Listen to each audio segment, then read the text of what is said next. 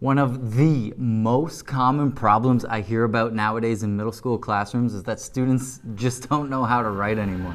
Sometimes it seems like no matter how much good teaching you do, no matter what you try, you just can't seem to help students find that spark and apply what they've learned so far to new situations so that you can move into more in-depth, creative, and dare I say, fun forms of writing. And this lack of spark is something you would expect to happen if you were 60 years old, 1 foot out the door, ready to retire, and you just didn't have the energy to show up for your students in a big way anymore. But it's happening to young teachers, seasoned pros who are still full of energy, and even teachers who are extremely successful in every other area. But they find themselves grading papers that are poorly written, confusing to read, and full of grammatical mistakes. Believe me, I've been there.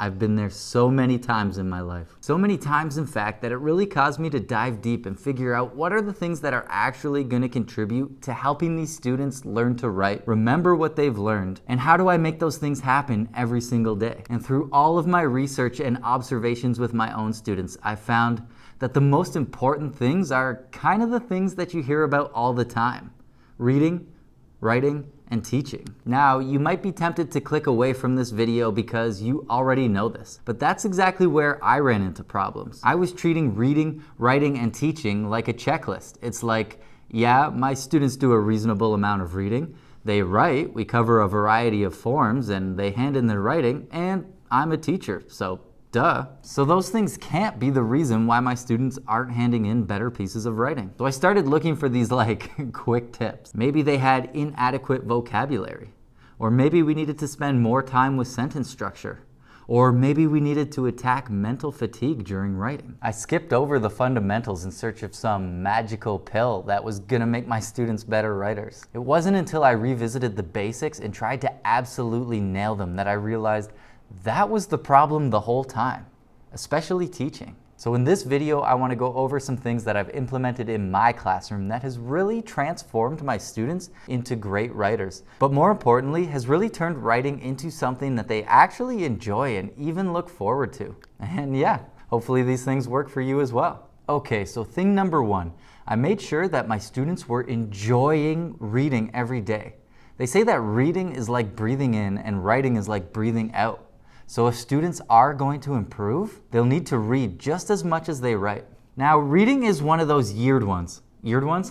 Weird ones. Reading is one of those weird ones. Every teacher will tell you the exact same thing. Yeah, my students read. But then there's interruptions in the school, you know? There's an assembly on Monday, and a kid was away for a day, so you let him use that time to get caught up on Tuesday. Something comes up on Wednesday and you think, well, we're reading this section out of the geography textbook later, so yeah, they're reading. On Thursday, you finally get the whole class settled in to read, but then there's this one kid that just always seems to need to use the washroom during this time. And before you know it, your students are reading only a couple days out of the week, if that. And worse, since everyone has different interests, they're actually enjoying reading even less than that. One of the most important things that I found out to help my students enjoy reading more is that not all reading is created equally. There's this type of reading we do so much of in school, efferent reading, in which the main purpose is to learn things, to retain concepts, meanings, and facts long after you've finished reading. And then there's aesthetic reading,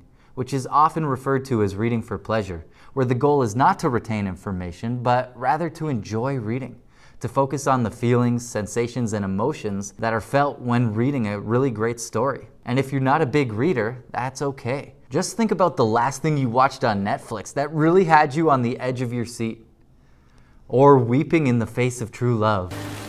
Stories that made you feel something. Now, these two types of reading need to be in balance. So if all we're ever doing is reading that section out of the geography textbook, articles full of information to dissect, we're never really giving our students the opportunity to learn to love reading. And that's because efferent reading is much more laborious and taxing on the mind. And while it's important in its own right, if we're asking students to read this way a disproportionately high amount of the time, if we're always asking students to do the difficult, laborious, mentally taxing kind of reading, then we may be the ones teaching students to learn to hate reading. So I created a simple guide that I use in my own class that will help students enjoy reading more often. They should be reading stories, aesthetic reading. We're going to do enough efferent reading in the daily grind of our subjects: history, geography, science. So we need to balance all of that informational-based reading with reading that they can connect to on an emotional level. They should be choosing their own stories so that they can find things that they are interested in. At my school, we have a weekly library time where the whole class goes, as well as additional times throughout the week where they can go and switch out a book if they need to. They are allowed to abandon books that aren't working for them. Something we cover in September is our criteria for abandoning books. Here's what we brainstormed as a class this year, and then each student created their own personal criteria. And we make time for uninterrupted reading every single school day. I let my students move around the room and find a place that is comfortable for them, and they know that the deal is they need to be reading. So hold your pee.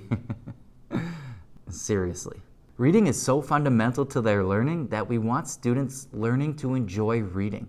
And we want them enjoying reading as many days out of the week as possible. While it would be nice if they did this at home, the reality is, and I feel this in my own life, we get busy. I personally try to read every single day, but sometimes between work and my kids and everything else going on, it just doesn't happen. That's why I make time in class for students to do this every day. Okay, thing number 2, let's talk about writing. There's this fascinating story out of the University of Florida that we can really learn a lot from. On the first day of class, Professor Jerry Yulesman divided his film photography students into 2 groups. All of the students on the left side of the room were in the quantity group. They were told that they would be graded solely on the amount of photos each student took. Students who took 100 or more photos would get an A, over 90 got you a B, over 80 a C, and so on. Meanwhile, those lucky enough to be on the right side of the room were in the quality group. They were being graded on the excellence of their work. They were told that they only needed to produce 1 single photo by the end of the semester. In order to get an A though, that photo needed to be nearly perfect in every way. Now here's the surprising part, or maybe it's not so surprising and I'm just dumb. At the end of the term, Jerry found that all of the best photos were taken by students in the quantity group. They had been busy the entire semester taking photos, experimenting with composition and lighting, testing out various methods in the darkroom, and most importantly, learning from their mistakes. As James Clear writes in his book, Atomic Habits, in the process of creating hundreds of photos, they hone their skills. Meanwhile, the quality group sat around speculating about perfection. In the end, they had little to show for their efforts other than unverified theories and 1 mediocre photo. The best thing that students can do to get better at writing is, well, write. The best way to get better at playing guitar is to, ready for this, play guitar. The more practice, the better you get. So before you stop listening because this is way too obvious, hear me out. When it comes to writing, I've fallen into this trap too many times in my teaching career. And maybe it's happened to you too. I start a new form of writing, say essays, and I want students to be successful at this form of writing right away. So I chunk lessons into a logical order. We'd start off with body paragraphs because that's the closest thing to what they already know from years of paragraph writing. We'd cover topic sentences, supporting details organized into a point-proof format, and concluding sentences that lead into the next paragraph. And from there, we'd cover the entire introductory paragraph, including a hook and a thesis statement, until finally we'd wrap it up with concluding paragraphs that just put a nice little bow on the whole thing. It was my expectation that between what I was showing the students and the time that I was actually giving them to write, that they would produce a nice polished essay to hand in to me. It took me a long time before I realized that I was asking them for that metaphorical 1 perfect photo. But as we know, metaphorically speaking, they need to take hundreds of photos. They need to test different techniques, experiment, and most importantly, learn from their mistakes. So what I've found that helps students become better writers, perhaps more than anything else, is to keep what I call a sorted writing portfolio. Here's how it works. Students get time to write every single day.